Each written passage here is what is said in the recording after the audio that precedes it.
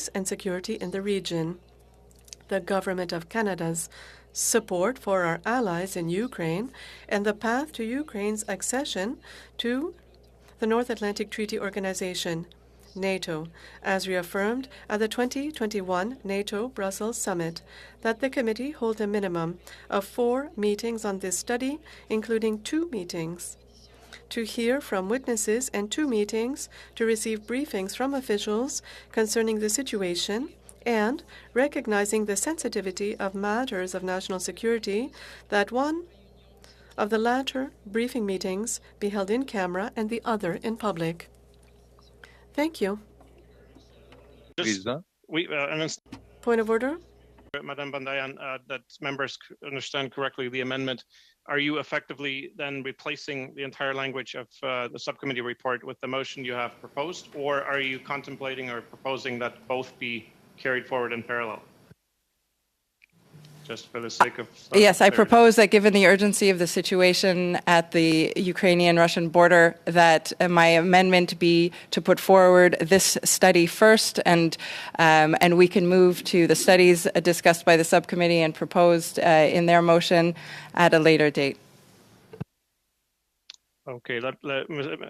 Monsieur Bergeron, vous avez un point d'ordre. Mr. Bergeron, you have a point of order. Madam Clerk.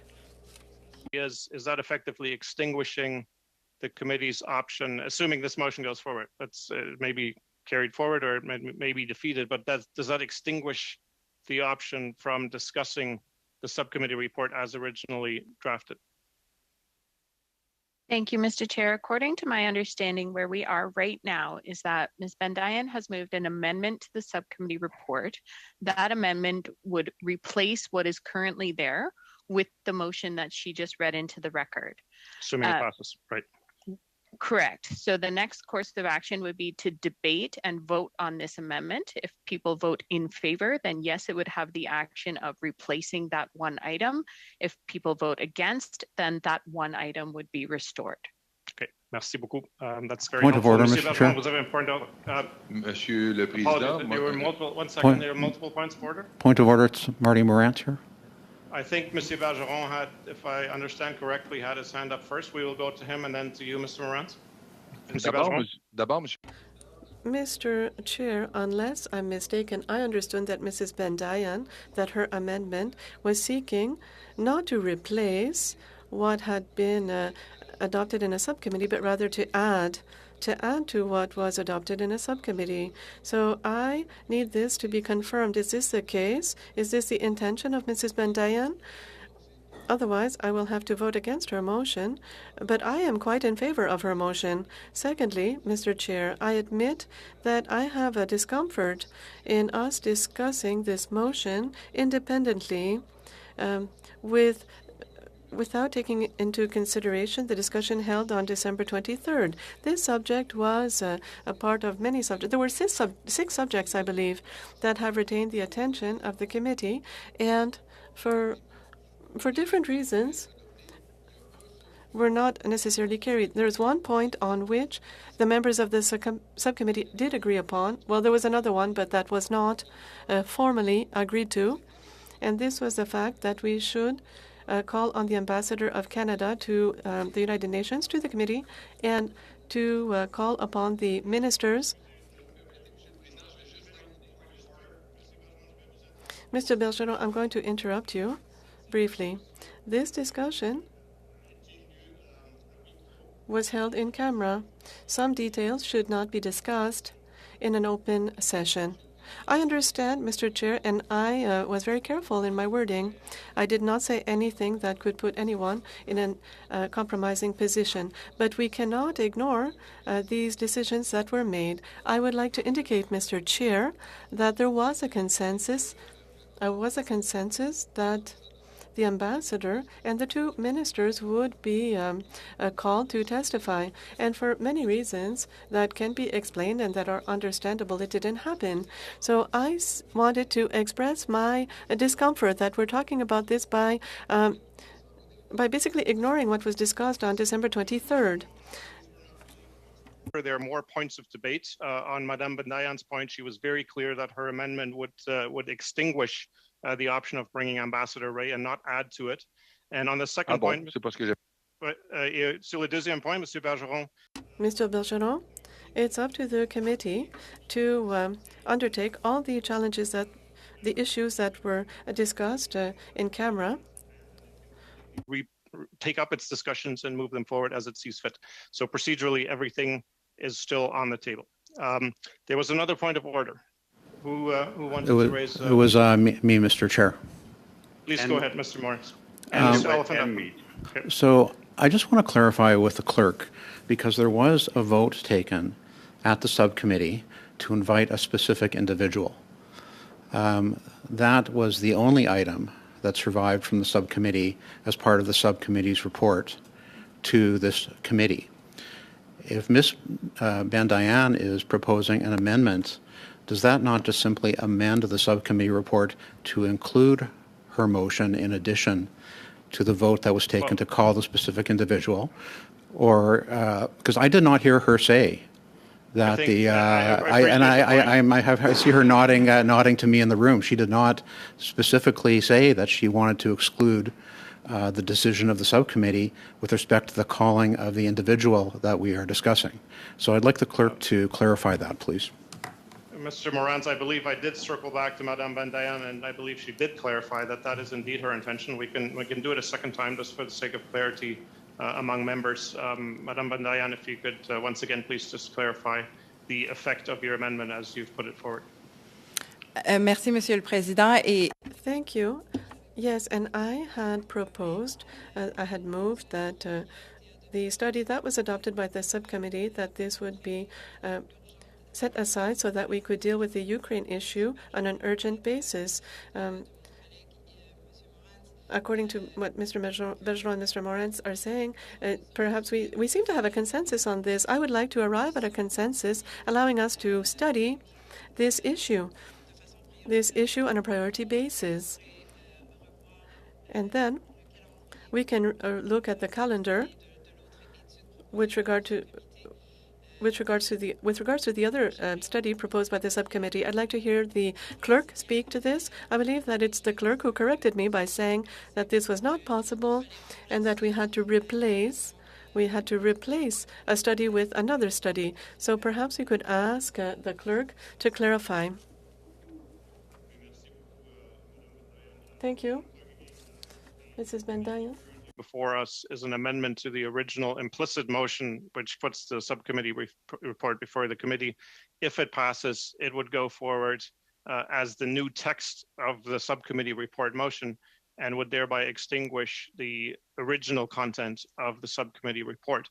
To what extent is it then open to the committee to revisit, as Madame Bandayan is suggesting, the original content in the form of a future motion? Thank you, Mr. Chair. Perhaps I could rewind just a little bit. There are two ways to amend the subcommittee report. One is by adding to it, and one is by deleting what's there and replacing it. My understanding from the way that Madame Bandayan was talking was that she would like to replace what was there. However, if the intention is to not replace what is there, but simply add to it, then that's completely acceptable as well. And just to follow up briefly, if she does replace it, to what extent is the committee then precluded from again discussing the content, the original content of the subcommittee report with respect to the appearance of Ambassador Ray in the future? The main committee can certainly discuss that again at any time. Okay. However, if the intention, as I said, is just to add, right. Then that wouldn't be necessary. Okay. They could do both things on the subcommittee report. This is helpful, Madam Clerk, in the sense that it really meets Madame Bandayan's objective, which is to say Ukraine first. We can go back to the motion, the discussion around the appearance of the ambassador at a future time, and it's open to the committee to move that at a future time. Is there an additional point of order on the sequence of points of order that we just had to clarify where we are with respect to the discussion of this amendment? Okay, what I would then do, I have an very original speakers list of Madame McPherson, I believe, and was it Mr. Abultayev, Mr. Sarai, who wanted to speak before Madame Bandayan took the floor. We are now discussing the Point of amendment. order. Point of order. Yes, Mr. Oliphant. I think that the speaker who still has the floor is Ms. Bendayan. I am not sure she stopped her remarks, and I think you've asked her to clarify whether or not she would be agreeable to this addition to the subcommittee report. So I think she still has the floor, unless it's a point of order. That's fine. And my point was that afterwards, I just wanted to outline to the committee the list of names that I have following Madame Bendayan. If she has additional points, then she is absolutely welcome to make them now. But I have Madame McPherson on the amendment, Mr. Sarai on the amendment, if they choose to. If your interventions were for other motions, then please just remove yourselves from the list for the moment. I've got your names noted down, and you can come back in following discussion of this amendment. I then have Dr. Fry, Mr. Oliphant, Mr. Abul Taif, and Mr. Chung, just to make sure that we have clarity in terms of the sequence of speakers, given that we're in a hybrid format. Madame Bendayan, any remaining thoughts on your amendment as you proposed it? Thank you, Mr. Chair. I guess I would just end by clarifying that given, and with the greatest respect for the subcommittee's work and all of its members, the situation has evolved since the subcommittee met. The matter of Ukraine is a matter of urgency, and I propose that we study this first and that we revisit the work requested by the subcommittee in order to do those studies at a subsequent time. Merci beaucoup, Madame Bendayan. Thank you, Ms. Bendayan. And Mr. Sarai, if they want to come in on the discussion on the amendment. I see Ms. McPherson nodding, and she has the floor. Please go ahead, Madame McPherson. Thank you, Mr. Chair, and nice to see everybody virtually or in person, I guess, for those who are in the room. First of all, I just want to get a little bit of clarity from you. So my understanding then is all of the things that were discussed prior to the subcommittee, to when the subcommittee met. So the things we've tabled in the first meeting of the Foreign Affairs Committee, all of those things are still on the table. They're all up for debate as we look at our schedule going forward. Right now, because Ms. Mendez has brought forward this particular one, that this is the superseding all other things that the subcommittee has done. I just want to be very clear on that. And thank you for asking that question. We will continue to seek clarity as we need to. It's complex. We have a lot of members. We have a lot of competing points of view potentially, and also complex substance. So this is now an amendment that was brought to the subcommittee report that was sent to you on the 23rd of December. It's a motion on Ukraine. If the committee chooses to accept that amendment, it will become the order of business that the committee chooses to engage in, and presumably with agreement to that amendment, the committee would want to move forward fairly quickly. Everything else that was discussed or has been submitted in the form of motions or discussed verbally can then be moved as additional items for discussion. Sorry to interrupt, Mr. Chair. So if we did vote against this particular amendment, the decision of the chair to move forward on, for example, having the Ambassador Ray join us would still be something we would be looking at. But also, in addition to that, we would be able to bring forward the opportunity to look at Ukraine in the future. That's correct. First of all, the chair did not make any decisions in terms of what we discussed. The chair with the clerk had forwarded a subcommittee report that embodies what the subcommittee discussed on the 23rd, which is the appearance of Ambassador Ray. If Madame Bendayan's amendment passes, that, if the committee is interested, would have to be removed at some future time. But all other items, once we're through the amendment of Madame Bendayan, would then also be up for discussion as the committee chooses to prioritize and to introduce. Okay. So really, the discussion point right now at the moment is the amendment that was put forward by Madame Bendayan. And I do have a comment on that then, if that's all right. Please, go ahead. Thank you, Mr. Chair, and sorry to continuously interrupt you. I'm very excited about this apparently today. So the one thing that I wanted to just flag with regards to Ukraine, of course, it is the most pressing issue that we are facing, or one of the most pressing issues that we are facing. Very, very important. It is why, in fact, on the very first meeting, I also brought forward a motion on December 13th that I did want to make sure that we also had that opportunity to read into the record. So that pursuant to Standing Order 1082, the committee hold at least 2 meetings on the situation in Ukraine and invite witnesses, including officials from Global Affairs Canada and the Ukrainian Canadian Congress. Now, the reason I wanted to read that in, my thinking with regards to what is happening in Ukraine and the aggression we are seeing from Russia is that it is an extremely fluid situation. It is changing extremely rapidly. And my worry is that if we undertake a study right now, a one-time study at the beginning of our sitting days within this committee, that we will not have the opportunity to continually be updated on this important issue. Now, we know there will be a take note debate in the House of Commons today, so we will have an opportunity for all parliamentarians to debate this. We know that right now the Defense Committee is looking at this issue, and I think that's very, very important. I would say that many committees within our parliamentary structure have an obligation to look at what is happening in Ukraine with the aggression from Russia. This is a extremely important issue for many reasons. So what I would actually rather see this committee do is to have updates from officials, have updates from people who can give us more information as the issues evolve.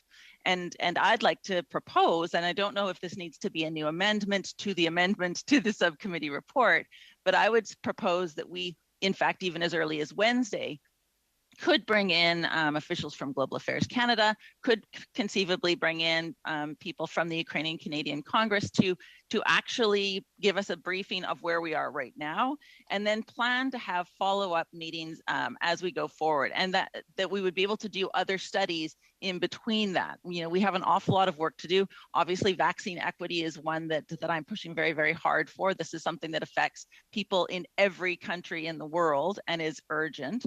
But we also have what's happening in Taiwan that I think is very, very closely related to what we see in Ukraine. I think there are a lot of other pieces of work that need to happen in this committee.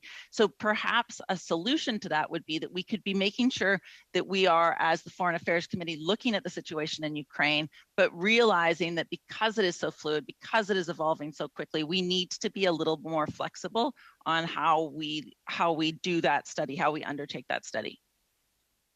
Thank you very much, Ms. McPherson. And just before going into the procedure for what you're suggesting and then going through the rest of the speakers list, the committee, I mean, in the last parliament also, and prior to that, always has taken the view that it's doing multiple things, and some things evolve quickly, and the request for ministerial or departmental briefings is certainly at the committee's disposal to either add to its current work plan or its future work plan, or to incorporate into motions as you're suggesting. If you have some language that you would want to propose that complements Madame Bandayan's original motion and achieves what you're trying to do, and you'll draw the around the amendment, I invite you to do that, because that seems to be where you're going with it. Just can I interrupt with the point of order? Do we have the text from the sub-amendment that has been brought forward, or the amendment that's been brought forward?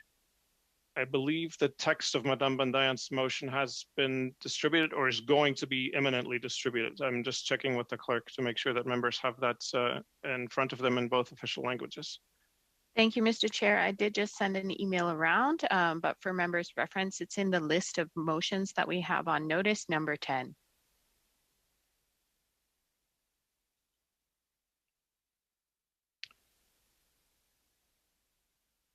Okay, Ms. McPherson, I will offer the opportunity to introduce a sub amendment to achieve. I don't know. I mean, I don't have the wording all ready for me, but I could try to bring something forward if that's. Sure, I think the gist of it seemed to be that the committee should be open to receiving. Point of order, Mr. Chair, just to help everybody here. The clerk has just emailed everyone an email containing 2 PDF documents. Ms. Bandayan's amendment is number 10 in those attached PDFs. Thank you, Mr. Chair. Thanks for clarifying, Mr. Chung. That was also communicated in writing, I think, as well. Thank you. Ms. McPherson, if you'd like to take a look and introduce a sub-amendment, if you think that's going to take us where you'd like to go, please do so.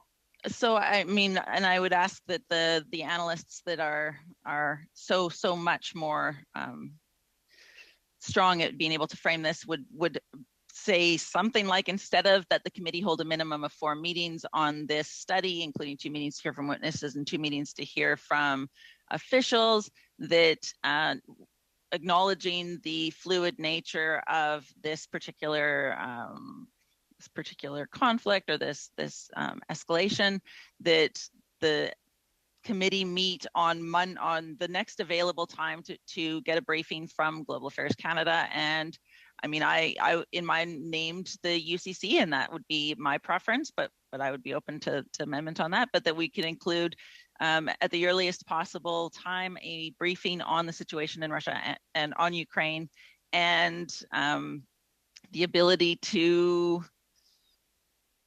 reconvene the study or to ask for further briefings as the situation develops. Okay, thank you very much, Madam McPherson. That was clunky as could be. But it's giving us some direction. I'm going to briefly turn to the analysts or clerk to see if they can quickly tweak that to sort of match where committees in the past have gone with respect to briefings being incorporated into main motions, but then maybe also offer members an opportunity to discuss that sub-amendment and see if there's a consensus emerging around that. Madam Clerk, or either of the analysts, I think we're getting somewhere in terms of the direction that's proposed by Ms. McPherson. From your perspective, in terms of organizing those kinds of meetings, and one of them, as Ms. McPherson said, should be done in the shortest possible order. Is there anything we should add to that language? Thank you, Mr. Chair. I'll take a first stab at it, and then I might turn it over to Allison or BJ afterwards. What I would suggest is that in the motion, in the amendment, it has including 2 meetings to hear from witnesses, and there I would put a comma and say including the Ukrainian Canadian Congress. Put that there, and then at the end of the motion, that one of the latter briefing meetings be held in camera and the other in public, and that the first of these briefings take place on Thursday, February 3rd, 2022, which is the next meeting. That has significant direction in it and detail. Ms. McPherson, did you want to add anything to that? Are you okay with what's been proposed? And if so, then we would invite debate on your sub-amendment. You know what? The only thing I would suggest is that perhaps we do not need to have the in-camera, and I would remove the in-camera in my sub-amendment. I don't think that there would be a possibility that we would need that to be the case for this. Okay. Thank you very much. So the sub-amendment is now on the floor with guidance given by the clerk as well and the analysts. And I invite debate on the sub-amendment. I've got a speakers list from the previous round. Is anybody on that speakers list? Just to point of order again, Mr. Chair, sorry to keep interrupting, but I want to make sure everybody's on the same page. And as I understand it, Ms. McPherson's amendment, sub-amendment, Ms. McPherson's sub-amendment is also amending the amendment in a way that would add Ukraine to the appearance of Ambassador Ray to the report rather than replace Ambassador Ray with the hearings on Ukraine. Is that correct, Mr. Chair? In my understanding, we are now in a discussion that has taken us completely past the, if the sub-amendment passes and Madame Bandayan's amendment passes, we would no longer be in a discussion about the appearance of Ambassador Ray. That would have to be reintroduced in the form of a new motion. No, my understanding is that that's not the case. That's why I'm raising this point of order. My understanding is that Ms. McPherson is proposing in her sub-amendment 3 things. A, the wording that the clerk has outlined. B, to get rid of in camera, and C, that we add the Ukraine hearings to Ambassador Ray's appearance rather than replace Ambassador Ray with the hearings. That's my understanding of what Ms. McPherson has just introduced as a sub-amendment. Perhaps she could clarify. Thank you, Mr. Chair. Ms. McPherson, did you want to clarify? Yes, that was my intention. Thank you for being much more articulate than I am this morning, Mr. Chung. And Madam Clerk, that's certainly in order in terms of procedure and substance. To reintroduce the Bob Ray motion through a sub-amendment. Thank you, Mr. Chair. If she would like to change the nature of the amendment from replacing to adding, then that would be fine. Okay, so I think we are all on the same page. Is everybody clear what the sub-amendment now entails? No, I am not. See any. Who is not? In the room. Okay. Ms. Yes. Thank you, Mr. Chair. I would, that is certainly not the way I had understood Ms. McPherson's sub-amendment when she was literally reading it out loud. I had understood something quite different, in particular that she was removing the in-camera meeting and was adding the Ukrainian Congress as a witness in particular. There was no mention of Bob Ray, no. Of Ambassador Ray. So I would seek clarification directly from the member who is moving the sub-amendment. Good. Thank you, Madam Bandayan. She has clarified that she is reintroducing the appearance of Bob Ray into the sub-amendment. Procedurally, that is in order. So I would like to hear her on how that operates. In effect, she's requesting a delay of the Ukrainian study. Well, let's in terms of the timing of this, let's ask her to clarify, because that does matter. Because one of the points that she had made was that the briefing at least should be in the shortest possible order as early as next week. Point of order, Mr. Chair. Mr. Abultaif, go ahead, please. Yes, I would like to call the vote on Ms. McPherson's motion. That's not a point of order, Mr. Abultaif. There's still debate. You cannot call a vote. There's still discussion that needs to go on first before people are ready to vote on it. Ms. McPherson, in terms of this is important. In terms of the timing, your sub-amendment would launch us into the Ukraine study imminently, and would then bring in, and the understanding that you've clarified, the appearance of Bob Ray. What chronology do you have in mind, or do you leave that to the analysts or the clerks to figure out, or is there additional guidance that you would put in? The only thing I would add, Mr. Chair, is that recognizing that the ambassador has a schedule that we would be working with, it would be his availability that would also be part of that conversation. My expectation is that we could very, very quickly turn around a briefing with experts from Global Affairs. I assume we could even get some potential witnesses from UCC, the Ukrainian Canada Congress. So those things could happen very, very quickly. So I would like to see that happen at our next meeting, this week, to be able to have that meeting as fast as possible and get that briefing. I think that's very, very doable and seems very, very reasonable. And Ambassador Ray would then come when he can, as quickly as he can, but we would have already had the briefing this week. And so potentially I would be envisioning that Ambassador Ray would come next week, the week after. Okay, we may need some additional clarification in the text of the amendment, because the clerk and analysts would have to ensure that this is workable in terms of the timing. Do you want to just reread for the sake of clarity the three elements that you and Mr. Chung talked about? Mr. Chair, I don't think it actually is. I mean, we often say that we'll invite the ministers and the ambassadors, and they come based on the schedules that we can arrange with them. It is not. We rarely say that the ambassador comes on February 5th. We say that the ambassador will be invited to testify to committee. Now, what I'm bringing forward is that we would like to add to the work. The subcommittee did an awful lot of work to bring forward a number of things. We weren't able to land on anything but the fact that we wanted to bring Mr. Ray. So I certainly don't want to lose that. I want that to be at least the very least we can do is achieve that piece of the work that we did in the subcommittee. Okay. So what I would like to do is suggest that we don't have to clarify timing.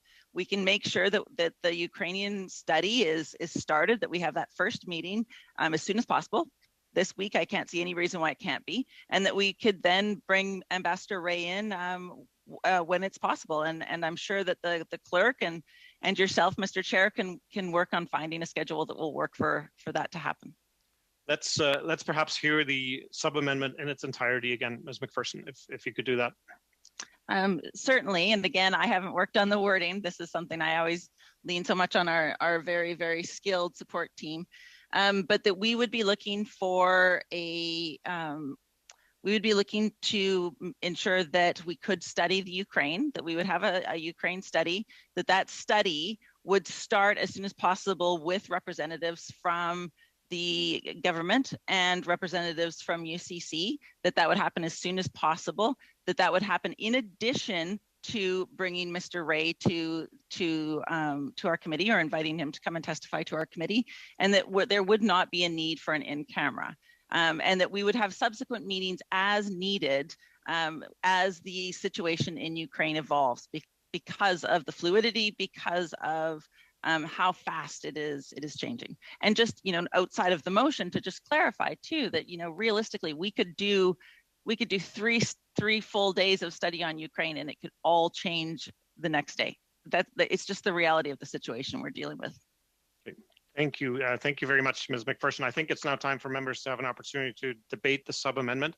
And I have a list. I think some of this is still original from the debate on the amendment that Ms. Bandayan had proposed. But I have Mr. Sarai, Dr. Fry, Mr. Oliphant, Mr. Abou-Taif, Madame Bandayan, and Mr. Bergeron. I had Mr. Chung on the list at one point. Mr. Chung, are you still in the list or have you withdrawn your name for the moment?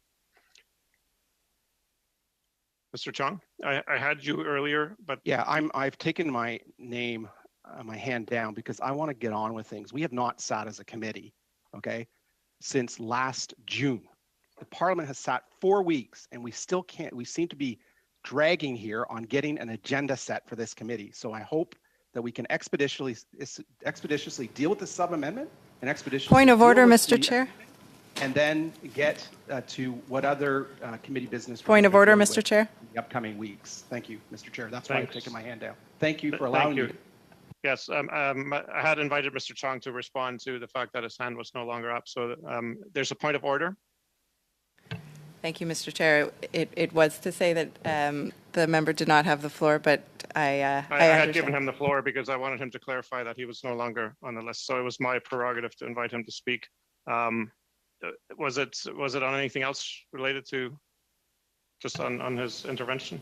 It was on that piece. Thank you, Mr. Chair. Okay, thank you, Madame Bandayan. Mr. Sarai, you have the floor on discussion of the sub-amendment as presented by Ms. McPherson.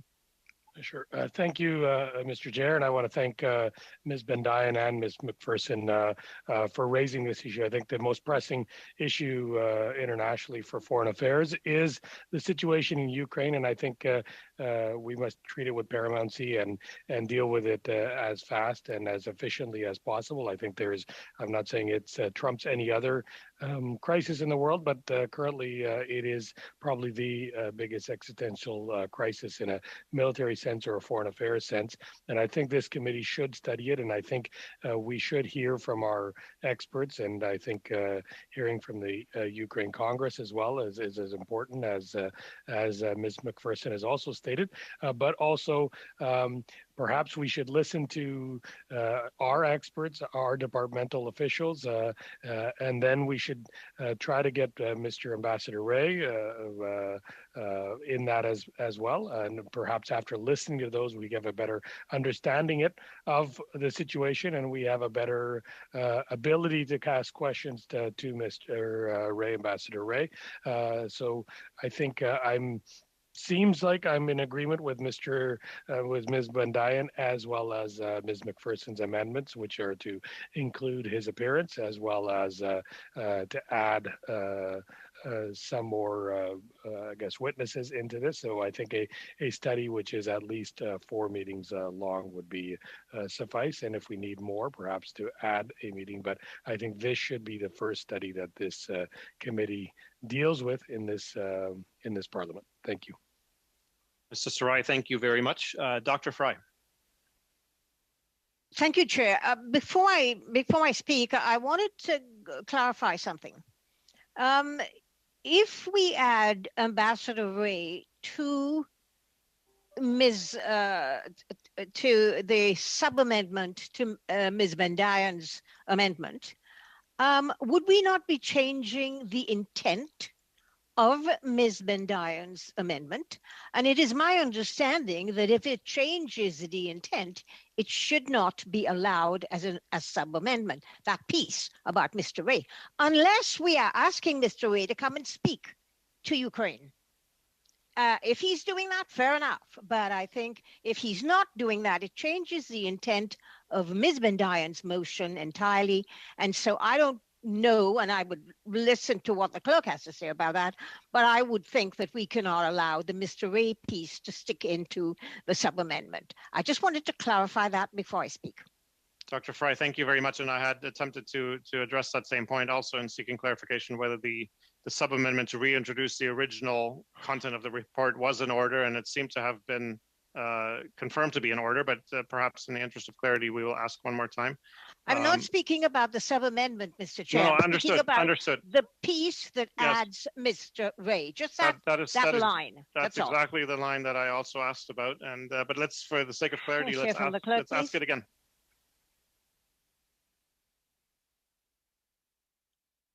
Madam Clerk, the sub-amendment as presented, is it in order in terms of the relationship it has to the original motion?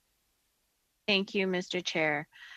In this particular case, Ms. McPherson indicated that her sub-amendment would no longer replace the first part, but rather add to it.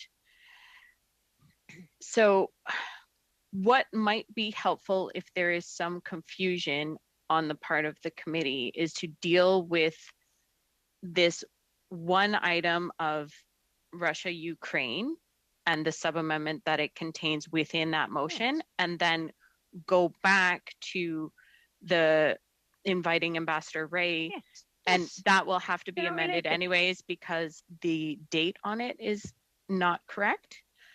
So if that is the will of the committee, perhaps they could deal with those two issues separately instead of in one sub-amendment, but I will leave it in your hands, Mr. Chair. Okay, thank you, Madam Clerk. Ms. McPherson has chosen not to do that. She has chosen to introduce Bob Ray in the text of her sub-amendment. So the question now is that sub-amendment procedurally in order because it adds to does a sub-amendment have to stay within the confines of the original amendment, or can it bring in additional substance? And if it's the latter, then I would imagine it's in order. If not, perhaps it wasn't in order and we need to backpedal. Mr. Chair, I would suggest that the sub-amendment should amend the amendment. So in this case, it makes the most procedural sense to stick with the Russia-Ukraine situation and then move back to the Ambassador Ray point.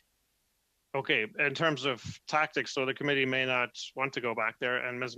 McPherson has introduced it. So what I need to have some clarity on is whether we can go ahead and vote on Ms. McPherson's amendment because it's actually in order, or if it's not in order, to bring us back to the confines of the amendment that was brought by Madame Bandayan.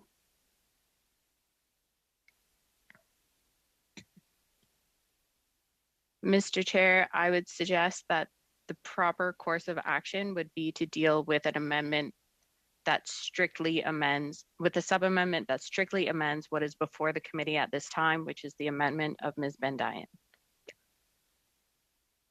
Okay, Ms. McPherson, do you have views on this to align your idea with the views of the clerk? I don't know if the clerk could be more clear. If this, or sorry, I'm just wondering, is this votable on? If we can vote on this, I would rather we vote on it the way it is.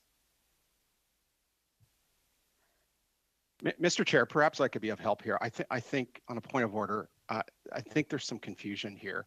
As I understand it, Ms. Bandayan moved the following amendment to the report. That the words of the report, beginning with paragraph 1, be replaced with the following motion. which is the motion, or be replaced with the following, which is what is contained in the motion number 10 in the PDF that was distributed about 20 minutes ago. Okay, that's what I understand to be the amendment that was moved at the beginning of this committee meeting. Okay, I think what Ms. McPherson has moved as a sub-amendment is that the word replace be replaced with the word added, and also the addition of the word of the words concerning the appearance of the Canadian Congress and the replacement or the striking of the words in camera. That's what I understand to be the case. So, the problem here, we don't have a written copy in front of us of Ms. Bendayem's actual amendment to the report, amendment to the main motion in front of the committee, which is the adoption of the report. And so that's the difficulty here. So, Mr. Chair, we need to clarify what's actually on the floor in terms of the amendment, and that will allow us then to figure out what's on the floor in terms of the sub-amendment. Thank you, Mr. Chair. Thank you, Mr. Chung. Going back to the conversation with Ms. Bendayan, she had decided that she would bring forward her motion, which members have, as an amendment to the original motion implicitly before the committee through distribution of the subcommittee report, doing exactly what you suggested, Mr. Chung. Ms. McPherson then came in and said, okay, we want to do a couple of things. We want to make sure that this goes to the front of the line, that we have the flexibility to add emergency meetings, that we remove the in-camera portion, and then to say, yes, we also want Ambassador Ray, thereby reintroducing that element of the original motion before the committee. The question now is that amendment in order? And I had received views partway through the discussion that it was. There's now a question around that. In the interest of expediency, I'm prepared to rule that it is and stand to be challenged on it, if that's helpful to the committee. But I just want to make sure that we're on the right page, or at least the same page, with respect to getting something done today and giving the clerk and analysts some guidance in terms of the first study, which seems to be in the mind of, as far as I can ascertain, the majority of members, at least, if not all of them, the expeditious discussion of the file of Canada, Ukraine, Russia. So, Ms. McPherson, sorry, Dr. Fry, you had made your intervention. You do not feel that it's in order. Why don't we go? I'm really trying to move things forward and come to a landing. Chair, I had said when I was speaking that I'm prefacing my remarks by asking a point of clarification. Right. I haven't even made my remarks with regard to the amendment yet. Okay. Why don't we invite you to make those remarks with a bracket around your request for clarification, and we'll see if we can arrive there. But yes. Your substantive remarks may take us forward. All go right. ahead. I would like, with the exception of the piece about Mr. Ray, I think that Ms. McPherson's amendment, sub-amendment, it's fine. I accept that it is fine, but I do not agree, and I will say that now, that in all of my knowledge of the rules of committee, is that if a sub-amendment or an amendment substantially changes the intent of the motion, and unless Ms. McPherson is suggesting that Mr. Ray speak to the issue of Ukraine. Point of order, Mr. Chair. All right, and now I wanted to continue with my... Right, 1 second, Dr. Fry. We have a point of order. Thank you, Mr. Chair. My understanding is that you've now ruled that the motion is in order. So no, I have not. I have suggested that as a discussion point for the committee, if it's helpful. I have not. So when I heard, I'd like to hear views. So Mr. Morantz, excuse me 1 second. I just want to convey my thoughts. I'd like to hear from the members that are on the speakers list on the sub-amendment, because they may have additional views and comments that may be helpful to resolving this in the most constructive way. So until they've spoken, I will certainly not entertain making any rulings. Just to clarify, though, Mr. Chair, when you said I prepared to rule this is in order, and I'd be open to a chair challenge, You were not ruling that it was in order? Mr. Morantz, there's no challenge at the moment to be made, because I suggested that if it's helpful to the committee that I make a ruling that could then stand to be challenged. I have not made that ruling because I haven't heard from the remainder of our colleagues. Yeah, continue, Ms. Yes, Dr. Fry, go ahead. Chair. So I am supporting Ms. McPherson's sub-amendment, with the exception of the Mr. Ray piece. And I also feel that there should be one meeting in camera, because the nature of Ukraine, Russia, the nature of what is going on in that region may require that we hear from some of the people that are briefing us, that there may be some things there that are sensitive and that are actually probably within security guidelines. So I just think by leaving at least one meeting in camera, or half of a meeting in camera, we would be able to discuss very sensitive security issues during that period of time. So that's my position on the sub-amendment. Thank you. Thanks very much, Dr. Fry. Mr. Oliphant. Thank you. So just to set where I think we are and where I think I am, I would be in agreement to accepting the subcommittee report with respect to Mr. Ray coming to committee, and adding to that a first study on Ukraine, which would be briefings first and then studies. And I am fine with the way it's coming down. I would agree with Dr. Fry that one part of one meeting in camera may be a good option for the committee to get some information that we think could be more valuable. And I'll be very clear, I don't necessarily need that. I'm the Parliamentary Secretary to the Minister of Foreign Affairs, so I am briefed regularly in confidence, and I am not able to share certain things outside of that. But members of this committee don't have all of that capacity.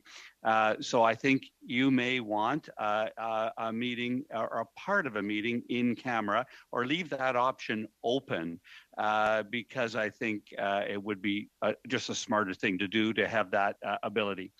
So I am fine with us beginning this week.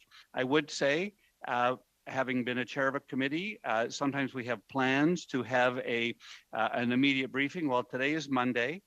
We have an unfortunate combination of events going on in Ottawa with many public servants not able to get to their jobs. We're asking them to come and brief us on Thursday. That should be fine. But I have requested briefings from officials at other times where it's been delayed because they're human beings who have to get that work done and need to prepare us. So I think it's fine, but we have to remember that we can request a briefing. We don't demand the timing of it. So I would say I would like an early set of meetings, briefing and meetings on Ukraine. I don't want to shortchange either our technical capacity to get good information and also experts who are from the diaspora, who have an emotional connection to this, but experts not government and not from the diaspora, who may have some intelligence for us on this. Those may be some academics who are studying it. I'm reading articles every day, and I think the committee could gain some insight into why the world is in this position at this time. So I don't want to shortchange the issue of Ukraine and Russia. I would say, however, that if given the chance, we would then take a third option as well, because I think a committee should have an ability to be doing a second thing or a third thing at the same time as Ukraine, because sometimes there may be some delay in getting those things. And as Ms. McPherson says, things will change. We may want an ongoing set of situation updates from our officials on Ukraine. And that's where I am very open to looking at vaccine access around the world. And I think we should look at that. We do less international development at this committee than we do foreign affairs, and we are both. So I would say that that would be an ongoing study, and that the chair, the clerk, and the analyst could blend those three things together and keep us quite busy for the next month while we can look at that list of 16 motions that are already presented to us. Well, we'd get rid of 2 of them, Mr. Ray, and I guess 3 of them, Mr. Ray and Ukraine. So it gives us a little time to set the agenda after that. So I think Ms. McPherson's amendment does this. I would much prefer, I don't think I can do a sub amendment, so we're already at the motion there. So I can't take out the part about having no meetings in camera. I would just advise the committee. I think it would be smarter if we had at least that capacity. I am nervous about us defeating the amendment from Ms. Bendayan, because I would caution the committee that once we decide not to do something, there's a motion on the floor that has been passed to not do something, that to revisit it is a different thing than to just say, oh, we're delaying it till later. We have to just be careful about our rules around revisiting work that was clearly defeated. So I would then say I would be in favor of the sub-amendment, in favor of the amendment, and then in favor of the report as sub-amendment and amendment and the actual report of the committee. I feel Mr. Chong's stress about us getting to work, but I actually think this is the way we're getting it done. Those 3 things I would like to get done. I haven't made an amendment because I can't further amend the subcommittee report to add in vaccine equity at this stage, because we already have Ms. McPherson's sub-amendment. But once this is done, I would, if I got the floor back, would just tell you I would try to bring that back to get us into doing those 2 things, with one urgent, which is Ukraine, Russia, and one extremely important, which is the vaccine issue, which could be our contribution to the COVID pandemic that we're in. Okay. Was I clear? Mr. Oliphant, thank you. Thank you very much. If I had to summarize that really briefly before going to the next speaker who would like to intervene, you've given support for the sub-amendment as framed by Ms. McPherson, and you've given a suggestion that we retain the flexibility to go in camera within that study as needed. That will be helpful to Ms. McPherson, I believe, as she contemplates perhaps even making a change to or tweaking the amendment to draw consensus of the committee. I now have on my list, I had Mr. Abeltaif. Mr. Chair, could I interrupt just really quickly? Sorry to do this, but I just have some clarity for you. Like, if we remove the no in camera, it doesn't mean that we can't have an in camera meeting. It doesn't. It won't explicitly say there can be no in camera. It's just that we have removed that piece that says there has to be an in camera. The committee can always go right. The committee can always go in camera or out of camera at its choosing. It's just if you want to invite witnesses who come in camera because they're discussing sensitive issues, I think Mr. Oliphant is suggesting that be part of the framework of the motion, just to make sure there's clarity that we want to take those briefings that otherwise in public would not get us the content that we would want to receive. I had Mr. Abeltaif. Mr. Abeltaif, are you still on the list, or have you taken down your hand for the moment? Thank you, Chair. I lowered my hand, but I just want to emphasize it is important to study Ukraine. It's going to be an ongoing issue. We don't know for how long this is going to be, and I hope to see a vote come in so we can just move on. Okay. Thank you. Merci beaucoup. Thank you very much, Ms. Bendayan, Mr. Bergeron, and Monsieur El-Sassi. Madame Bendayan, à vous la parole. Merci, Monsieur le Président. Okay, thank you, Mr. Chair. Things are now clearer. I will give the floor to Mr. Bergeron, who hasn't had the chance to speak. Mr. Bergeron. Okay, thank you very much, Ms. Bendayan. Mr. Bergeron, over to you. Mr. Chair, if I've understood correctly, there's a consensus to pass Ms. McPherson's sub-amendment to maintain the idea that Mr. Ray come, albeit a bit later given the circumstances, that we include the Ukrainian-Canadian Congress, and that the meetings not all be in camera. If that's the case, then I am in favor. Thank you, Mr. Bergeron. Sub-amendment. I will now give the floor to Monsieur Sassi. Please go ahead. Thank you very much, Mr. Chair. It has been a great honor to be on this committee. This is my first introduction to the Foreign Affairs Committee, and I must say it's been a topsy-turvy procedural process given everyone's interest in making sure that we can move forward. So in the interest of addressing everyone's concerns, perhaps we could square some of the differences that have arisen. Firstly, allow me to thank Ms. Bendayan for rightly highlighting how urgent the issue of Ukraine is. Also wanted to thank Ms. McPherson for certainly appreciating that and wanting to see us move forward. However, I think what we're stuck at this particular juncture is a sequencing issue because, as Mr. Chong rightly pointed out, it's about whether we go with the term replace or add. So those are the things that are getting in the way of this committee coming together, being focused on issues that are of concern to Canadians and moving forward. But it would seem to me that intellectually speaking, actually, the better approach would be to have those briefings, to hear what our government is doing with respect to Ukraine right now, because what Canadians want to see is concrete action.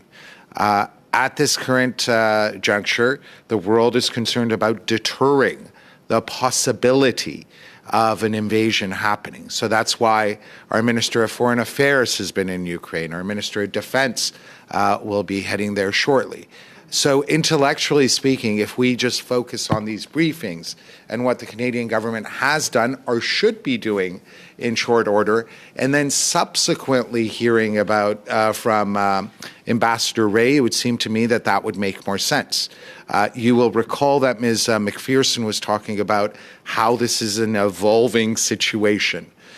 So what that suggests is that at this point, both intellectually and insofar as Canadians are concerned, we want to see what's being done, what more needs to be done, and then subsequently, God forbid, if things do not go the way intended, then it gets into the diplomatic arena because obviously it's a threat to international peace and security, and it would be make more sense to hear from Ambassador Ray at that particular point. So all it would require to make sure that everyone is happy, first of all, Ms. Bendayan, Ms. McPherson, and Mr. Chong as well, is just to inquire whether Ms. McPherson would agree to hear from Mr. Ray at the end of the process rather than somewhere in between. Thank you.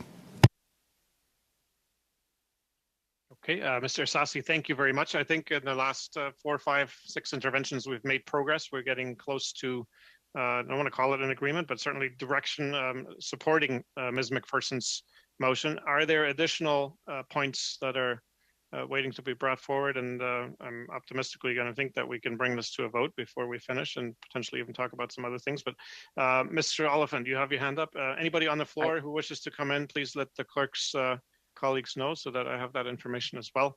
Mr. Oliphant, the floor is yours. So I think we're there. I think we've reached some good point. What I just wanted to clarify is that we would vote on the sub-amendment. We would then vote on the amendment, and then we would come to the full report, because I do have one comment I would like to make on the original subcommittee report, but because we got into a sub-amendment and amendment, I haven't yet had a chance to do that. So I just, sometimes we go fast, and we wouldn't get back to that very basic point. And I'm not against the report from the subcommittee, but I just want to get some clarification on what that was about. So I just want to make sure that we're all on the same page there. Okay. Mr. Oliphant, thank you very much. I'm going to ask again if there are any additional interventions on the sub-amendment that's on the floor that has been brought forward by Ms. McPherson and discussed by members with support of the clerk and analysts as well. Any additional points? Okay, if that's the case, is there any opposition to the sub-amendment as currently framed? by Ms. McPherson. I want to see if we can do this quickly by consensus. If there is, then we can go to a vote, but is there any opposition? Okay, I'm going to say that I see none. And Ms. McPherson, congratulations. Your sub-amendment passes unanimously. Mr. Chung, you have your hand raised. Go ahead, please. Yes, Mr. Chair, I'd like to propose a sub-amendment. I move the following sub-amendment: that pursuant to Standing Order 108-2, the Foreign Affairs and International Development Committee undertake a study on the escalating situation in the Taiwan Strait that risks peace and security in the region, and that the committee hold a minimum of point of order, Mr. Chair. Okay, 1 second, Mr. Chung. We'll go right back to you. I've got a point of order. Yes, Mr. Oliphant? I won't be against this, I don't think, but just in terms of order, it would seem to me that that is an amendment to the subcommittee report as opposed to an amendment to Ms. Bendayan's amendment. It just seems to me it would be in a better form if we got through that one and then added yet another piece to the subcommittee report in terms of agenda. Because it would seem to me we're mixing now Taiwan with Ukraine, and it seems to me that's going to get confusing because it is a sub-amendment to that amendment on Ukraine. So I would ask if the chair would consider moving to the amendment and then entertaining Mr. Chong's a further amendment to the subcommittee report. I'm getting a quick thumbs up from Mr. Chung. I think that was a helpful intervention, Mr. Oliphant and Mr. Chung. Is that okay with you, Mr. Chung, okay, perfect. So colleagues, we've passed the sub-amendment that takes us back to Madame Bendayan's amendment as amended, which we will now bring to a vote unless there are additional views. Are there any additional views on Madame Bendayan's amendment as amended? Okay, I see none. Is there any opposition to that amendment as amended? And I also see none, so that means we have passed Madame Bendayan's amendment by unanimity. Congratulations, Madame Bendayan. That takes us now back to the original motion, and Mr. Chung, I will give you the floor. Thank you, Mr. Chair. I move the following amendment to the motion: that the following be added to the report. That, pursuant to Standing Order 108-2, the Foreign Affairs and International Development Committee undertake a study of the escalating situation in the Taiwan Strait that risks peace and security in the region, and that the committee hold a minimum of 4 meetings on this study, including 3 meetings to hear from witnesses and 1 meeting to receive briefings from government officials concerning the situation. So I'll repeat that for the benefit of members.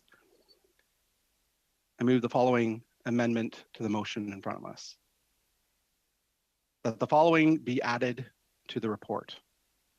That, pursuant to Standing Order 108-2, the Foreign Affairs and International Development Committee undertake a study on the escalating situation in the Taiwan Strait that risks peace and security in the region, and that the committee hold a minimum of 4 meetings on this study, including 3 meetings to hear from witnesses and 1 meeting to receive briefings from government officials concerning the situation.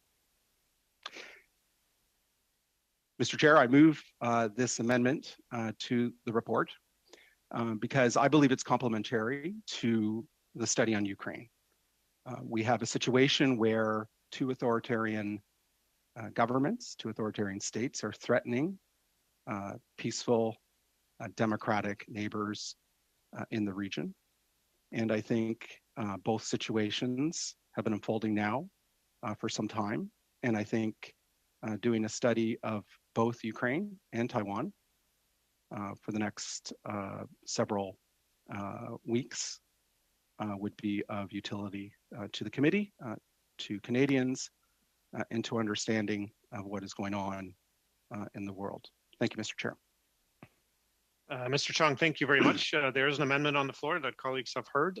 It's been read out in full. I have an intervention from Ms. McPherson, who had her hand raised, and Madame Bendayan. No, I've withdrawn my hand. Thank you, Mr. Chair. Okay. Madame Bandayan, vous avez la parole. Merci, Monsieur le Président. You have the floor. Thank you, Mr. Chair. Thank Mr. Chong for bringing this forward and for his leadership on this issue for some time now. I also would like to refer to my own motion, which suggested a study on Taiwan, Hong Kong, and the very troubling situation of the Uyghur people. I also would like simply to raise for consideration of this committee a number of other issues. Je crois notamment. I am thinking of Haiti. A number of residents of Quebec are concerned with the situation in Haiti. I hope that we'll be looking at the situation in Haiti. And I believe that a number of people, including Mr. Oliphant and Ms. McPherson at various times over the course of the last meeting and this one, have raised the importance of vaccine equity. So I do support the motion put forward by Mr. Chong. I do wish very much to study Taiwan, and I would just suggest that perhaps we can include one or more other aspects into this study, perhaps simultaneously, as this committee appears to be open to doing for other issues, including the one that was just discussed. So thank you very much once again, Mr. Chair. Merci beaucoup, Madame Bandayan. Thank you, Ms. Bandayan. Amending Mr. Chong's amendment, which would take us back to a sub-amendment by adding, or is this simply a thought for the committee for further discussion in the future on Haiti and Ethiopia and the cases that you raised? Given the importance of this particular issue, I'm not proposing an immediate amendment. What I am proposing is that perhaps we have an open discussion as a committee of what study we may wish to do simultaneously with this study that Mr. Chong has put forward. It seems that the committee is open to doing that in other situations, and we may wish possibly to study other issues at the same time as the one put forward by Mr. Chong, but I would like to express my unequivocal support. Thank you very much, Madame Bandayan. And time permitting, before we close today, maybe we can circle briefly to the analysts and the clerk just to give us a bit of an overview in terms of capacity in the very short term and intermediate term for additional studies as we contemplate them. Maintenant, je passe la parole à Monsieur Bergeron, s'il vous plaît. Mr. Bergeron. Mr. Chair, I would like to echo what Mr. Bandayan has just said. Firstly, I agree with the proposal that was made by Mr. Chong. I think that there are other very troubling situations around the world. It'll be up to determine whether these other situations, I'm thinking of Haiti and Ethiopia,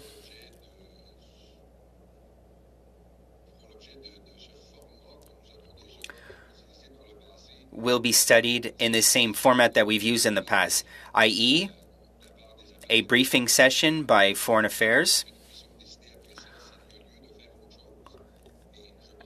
with potential other meetings following that. If ever there are any gaps in our scheduling, it would be good to organize at least one briefing session on the situation in Haiti, the situation in Ethiopia, with the option to hold other meetings if needed. I'd also like to come back to this consensus that we've seemed to have reached during the work of the subcommittee on December 23rd, and it might be an opportune time to plan for 2 sessions to hear the 2 ministers on their mandate letters, and this will allow us to exchange on priorities that the Prime Minister has identified with regards to our 2 ministers, and to see how eventually we can support them in these mandate letters provided by the Prime Minister. Thank you. Thank you, Mr. Bergeron. Dr. Fry and Ms. McPherson, maybe if I can ask for some thought given to the number of meetings that we would have to deliver or to receive briefings in light of the work that the committee is currently contemplating. If the clerk and analysts can give some quick thought to that and maybe let us know by the end of the session, just a thumbnail sketch between now and let's say, the time Parliament will rise, how many briefing sessions we would be able to put in addition to the work that's already been put forward. I think there is always that flexibility, and it's always good practice, I think, for this committee to stay informed about the most current events, and it should be doable to add briefings for Haiti and Ethiopia and other files as the committee sees fit. So we'll circle back before closing, hopefully briefly on a discussion on that. I now give the floor to Dr. Fry and then to Ms. McPherson. Mr. Chair, I want to clarify again. We are still discussing Mr. Chong's motion that's on the floor, are we? That is correct. All right, then I'd like to speak to Mr. Chong's motion. I think that I can support it fully because I do believe that there are very great similarities.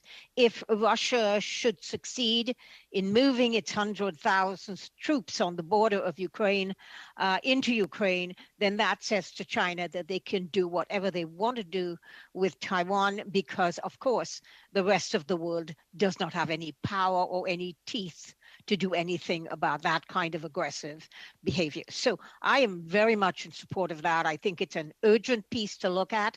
I don't think we should delay too long in looking at that because I think the two are in some ways linked from a political point of view for either China or for Russia. And so I wanted to support it, and I wanted to support it that it be urgent.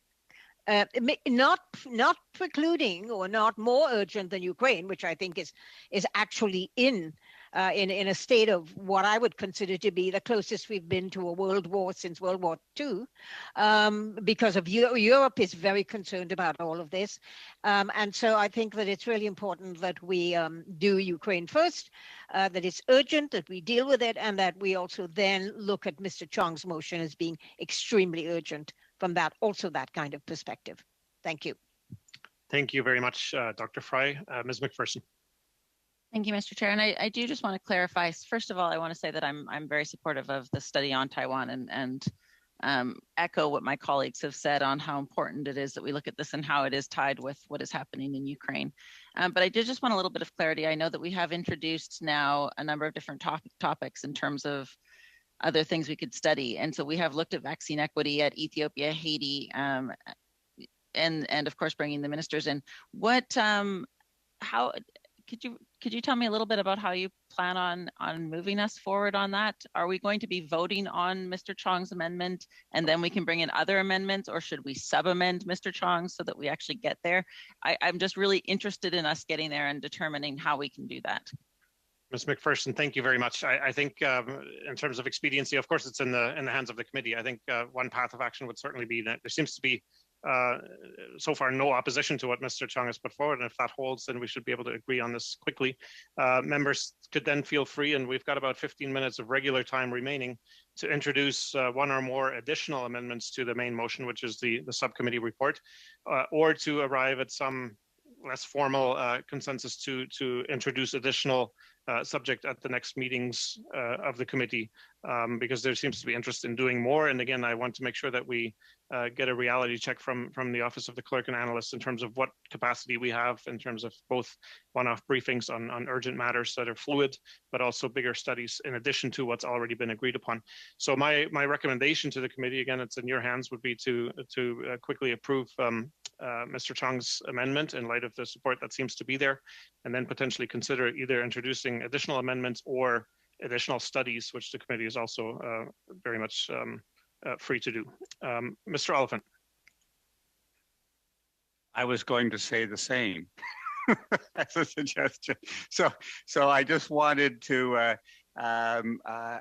my fear on this is that the loudest first voice gets in and then we're going to do things. I still think that we're getting enough on the agenda. We probably should add one or two more things and then give that back to the subcommittee to say, okay, we've done the work that we had hoped the subcommittee could have gotten done. It didn't get done. That's fine.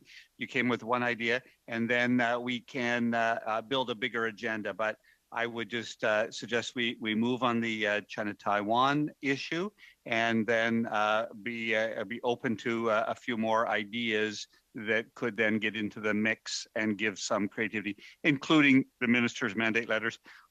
We're going to have estimates and subs and all those things before long as well. But I do still want to speak on the final amendment too, if we ever get to there. Thank you. The final point on the very first part of the committee report. Mr. Oliphant, thank you very much. I've just received a very helpful note from the clerk, which is in the previous parliament, the committee had given the chair authority to schedule briefings as urgent issues arose, and the committee may wish to consider giving the chair and the clerk and analysts the authority to schedule briefings on Ethiopia and Haiti, because there seems to be interest in those. That's something you could contemplate in addition to finalizing the subcommittee report as amended. Is there any further discussion at this point on Mr. Chung's amendment? Okay, seeing none, is there any opposition to Mr. Chung's amendment? I see Mr. Oliphant's hand, but I think that's unrelated to that. Seeing none, Mr. Chung, we have approved your amendment unanimously. Congratulations. That takes us back to the main motion, and I understand that Mr. Oliphant wants to come in on that point, so I will give him the floor, and then Ms. McPherson. Thank you, Mr. Chair. There may still be further amendments. I accept that, but I just want to go over the kind of the terms of reference of that to be scheduled meeting with the ambassador, our permanent representative at the United Nations. It's very clear in the original motion that the meeting would be with respect to his public remarks on Quebec secularism law, also known as Bill 21, to appear no later than blah, blah, for a period of 3 hours. I have a question about that being a 3-hour agenda item, that I know it is of strong concern to some people. However, if we want the ambassador to speak on something else, we should be very clear about it, recognizing, however, that I'm not sure it's appropriate to have the ambassador who represents Canada speak before the minister has a chance to speak on, the ministers have a chance to speak on their mandate letters, because anything that the ambassador to the United Nations would be saying would be derivative from the policies of the government. So you go to the place where the policies are being articulated, that's from the minister and the mandate letters. If we wanted him to speak on the secularism law, that is a provincial law within the mandate of Quebec to do, I frankly would not see 3-hour meeting on that topic being of good use for federal politicians. I don't think that would be an appropriate use of our time. So I would amend that from 3 hours to 2 hours, and or propose an amendment that we change that from 3 hours to 2 hours to have some better use of my own time at least. So there's an amendment on the floor. Okay, thank you very much, Mr. Oliphant. Just a clarification, the subcommittee report as it's framed, or as it was framed prior to amendment, does not include language making reference to the secularism law in Quebec.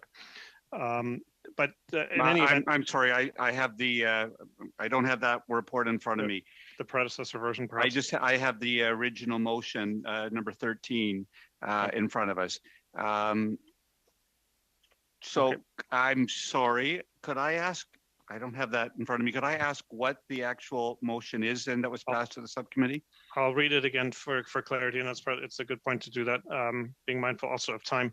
That pursuant to Standing Order 1082, the committee requests the appearance of Bob Rae, Ambassador of Canada to the United Nations, to appear between January 17 and January 28 to entertain questions from the committee in regard to his mandate and experience for a period of 3 hours.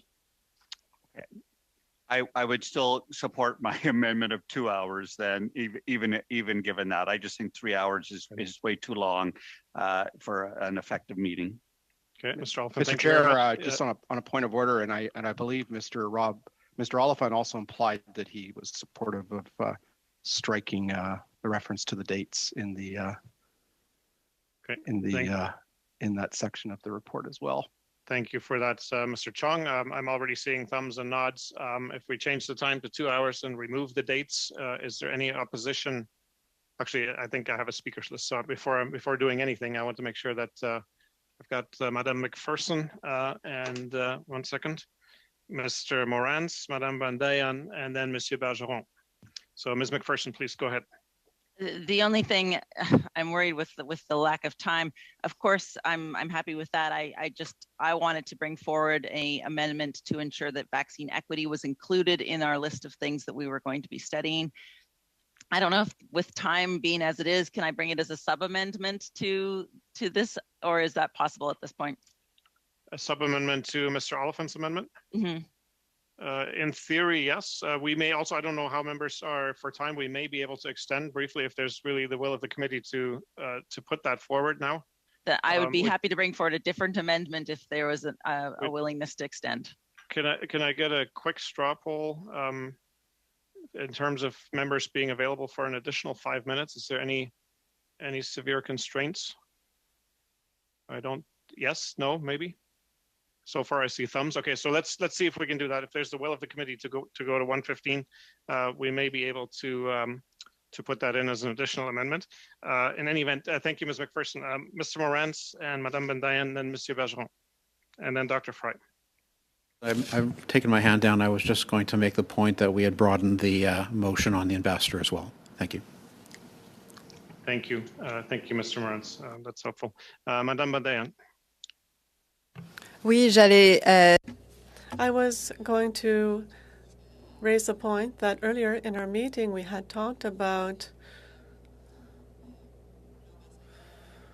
having the ambassador at a moment that fit into his schedule. So I wanted to take out the specific dates, but also I wanted to talk about the proposal of Mr. Oliphant, if I understood this correctly.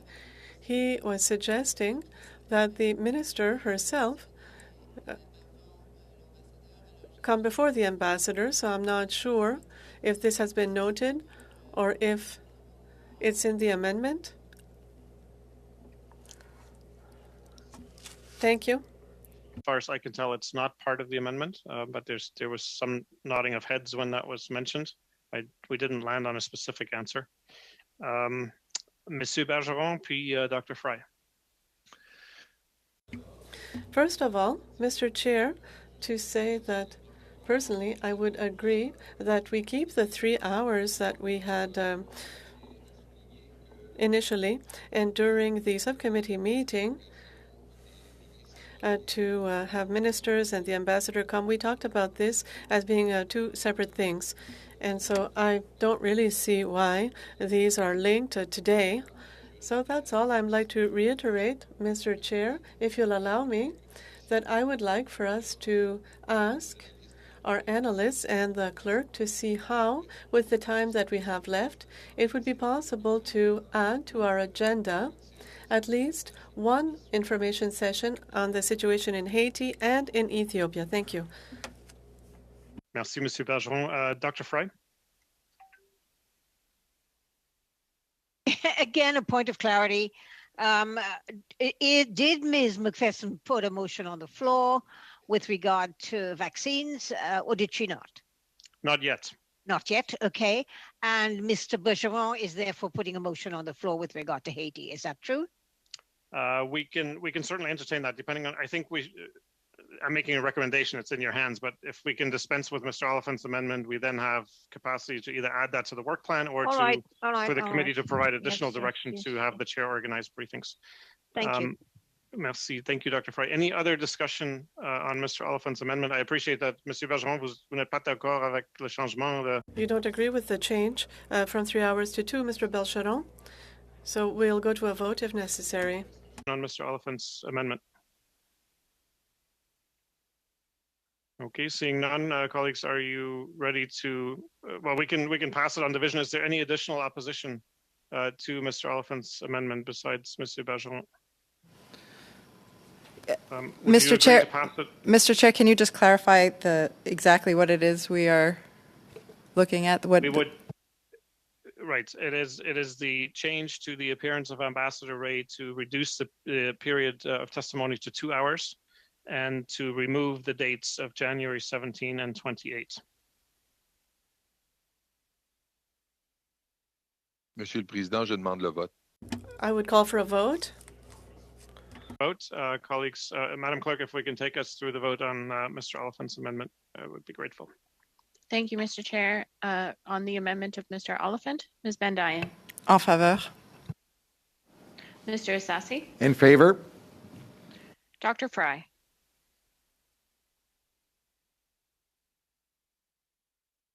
In favor. Thank you. Thank you. Mr. Oliphant. In favor. Mr. Sarai. In favor. Mr. Abdultaif. Oui. Mr. Chong. Yes. Mr. Genuis. Yes. Mr. Morans. Yes.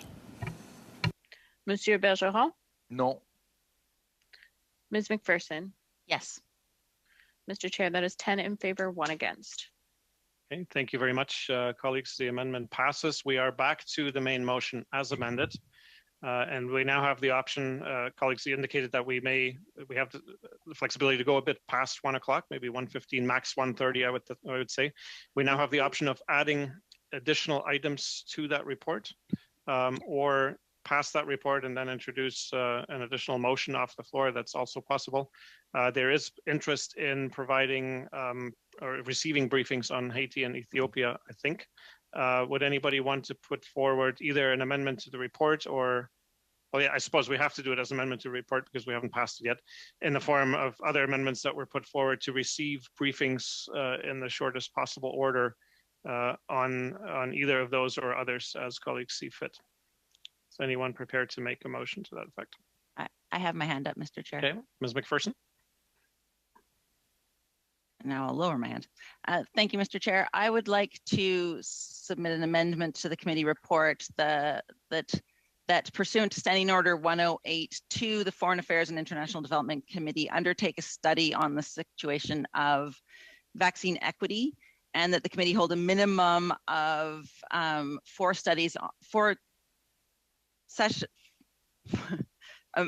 meetings on this study to talk about COVAX, the impacts of intellectual property rights on global access to COVID-19 vaccines, and that the findings are collected and reported to the House, and that pursuant to Standing Order 109, the committee requests the government to table a comprehensive response to the report. Thank you very much, Ms. McPherson. There's an amendment on the floor, and we now invite debate on the amendment. Mr. Oliphant. I would just say I'm in favor of the motion. It does present scheduling issues that I hope that we would entrust the chair and the clerk to work out, as we're getting a lot of things now on the table, but I'm in favor of it. Thank you very much, Mr. Oliphant. Dr. Fry? Thank you. I want to speak in favor of this because I think that we have so many urgent things on our table. I mean, Ukraine, I think Taiwan, but I do think that unless we get vaccines to the world, we're never going to get rid of Omicron or any further variant. And we know that this virus is such that the longer it's allowed to stay without becoming endemic, that it is actually mutating at a rapid rate. So I would like to say that Ms. McPherson's motion is also urgent, quite urgent, actually. Thank you. I'm in favor. Thank you. Thank you very much, Dr. Fry. Merci, Dr. Person's amendment.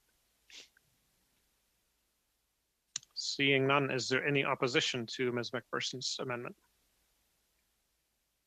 Okay, I believe members, you have adopted Ms. McPherson's amendment unanimously. Congratulations, Ms. McPherson. Just before I give the floor to Monsieur Bergeron, colleagues, just keep in mind also that we need to have a quick discussion with our clerk and analysts on witness lists and witness deadlines for the work that's been put forward, just to make sure that they can actually start planning the substance that's now in front of us. Monsieur Bergeron, vous avez la parole. Mr. Bergeron, over to you.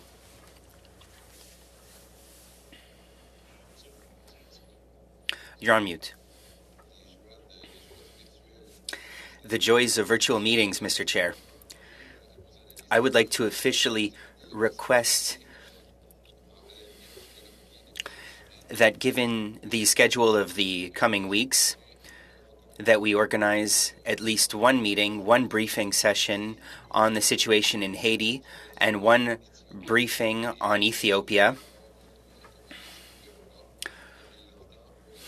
And the committee can decide thereafter how it decides to go about its business. So it's not a motion. You're simply asking the clerks and the analysts to schedule this in? Well, if I need to introduce a motion, I'll do so. If not, perhaps we can just ask the clerk and the analysts to have a look at this. Otherwise, I'll present a formal motion. Briefly to see in terms of logistics if that would be possible, given the guidance that's already before the Committee on Ukraine, to receive in relatively short order briefings on Haiti and on Ethiopia. And if so, we'll make sure that that's reflected in a motion as well.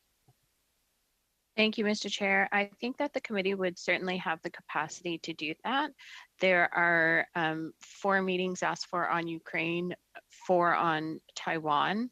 At this point, COVAX, a few more, but keeping in mind that there will be gaps in the schedule when we organize those hearings.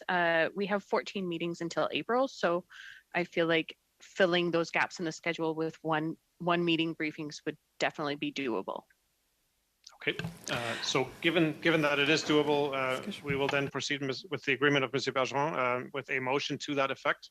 And invite discussion on Monsieur Bergeron's amendment. Mr. Oliphant?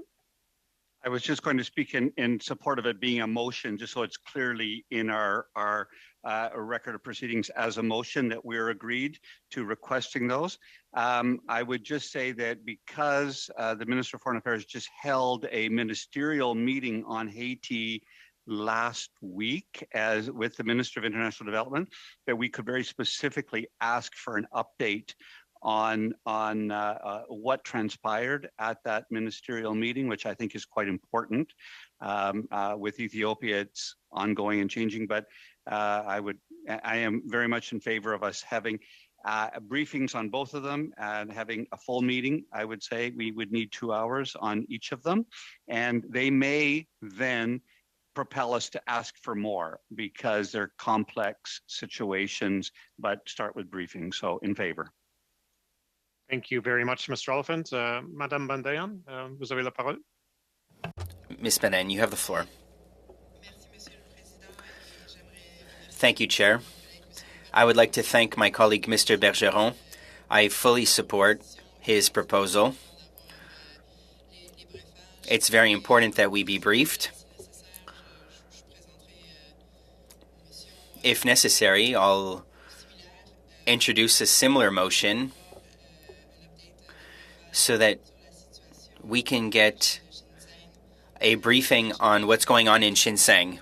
Situation of the Uyghur people is extremely important. I think that we could add to our briefing list a request to officials to come and give us an update on the situation in the Xinjiang region. Merci beaucoup, Madame Bandayan. Let's treat that as a sub-amendment then to Monsieur Bergeron's amendment. Any discussion on adding Xinjiang to the list of Haiti and Ethiopia? Any opposition to Madame Bandayan's sub-amendment? Okay, seeing none, we've adopted that, and we're back to Monsieur Bergeron's amendment as amended. Any additional discussion on that amendment? And again, seeing none, is there any opposition to Monsieur Bergeron's amendment as amended? Okay, seeing none, we've adopted it unanimously. Congratulations, Monsieur Bergeron. Before we break, I would really like to ask the clerk and analyst. Oui, Monsieur Bergeron.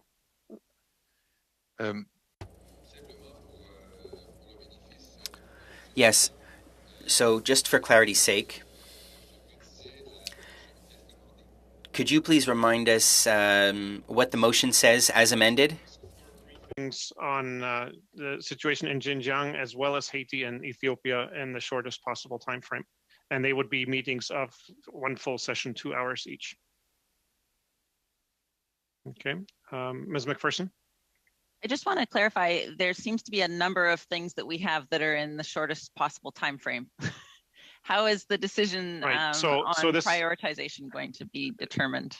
It's a very good point. The committee may wish and has in the past delegated that task to the chair and the analysts and the clerk to find who's available. These are usually gaps between the longer studies, or when we compile or review concept notes or witness lists, there may be openings to do those briefings. So it's a combination of availability and urgency. All three of them are important, are urgent. And if the committee chooses, can delegate that task to myself in collaboration with the clerk and analysts. But they are understood to be high priority items that will happen in the shortest possible order. Point of order, Mr. Chair, or perhaps point of clarification. I think all members agreed to go beyond the meeting by a few minutes. I'm just wondering, we are now at 1:07. Yep. How long? I'm hoping to land by 1:15. If unless there's significant other issues, I think our max capacity is to go to 1:30. Ideally, we won't have to go that far beyond.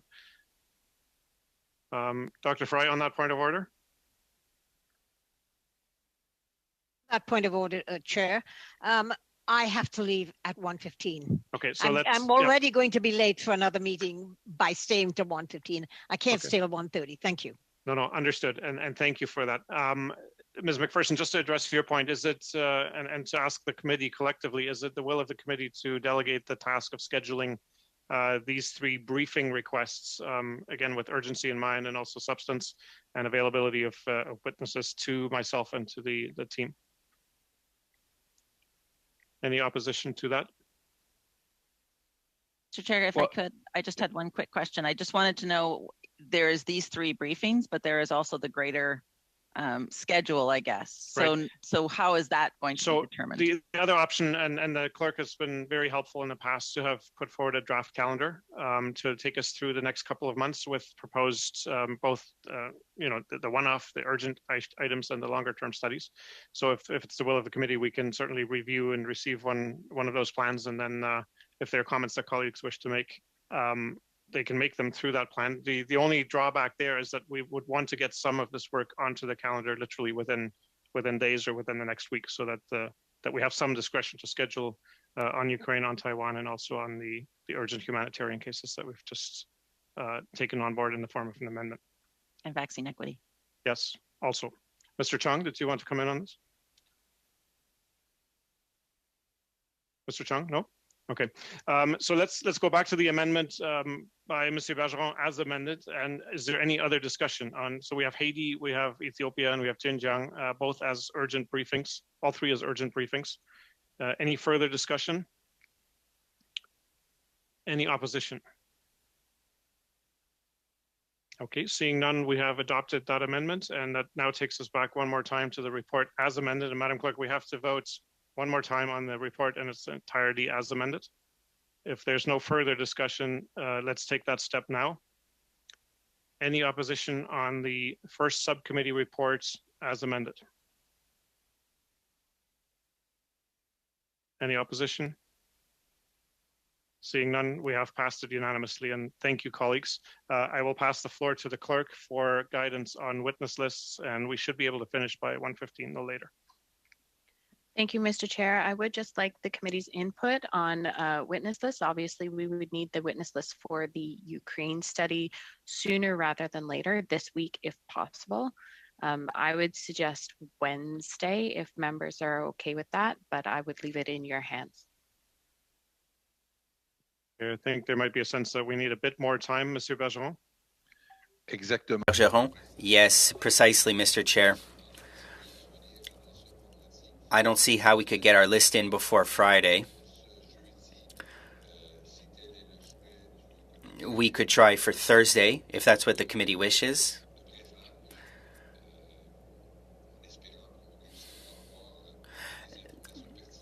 We're hoping to get relevant information on the briefings. I don't think that we'll be able to prepare our witness list for Wednesday.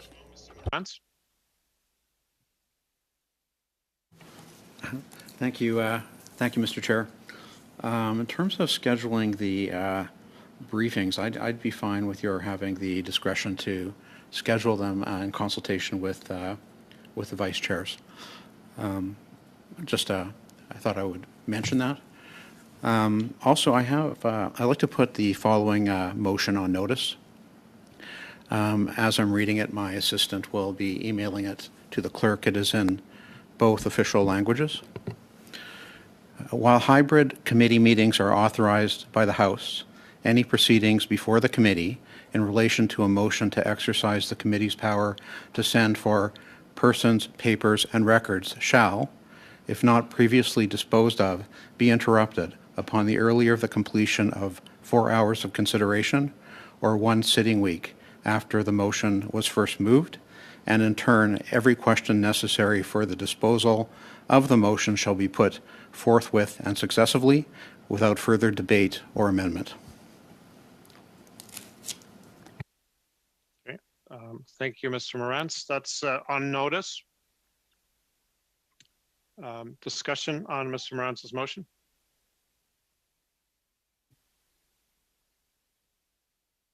Mr. Oliphant?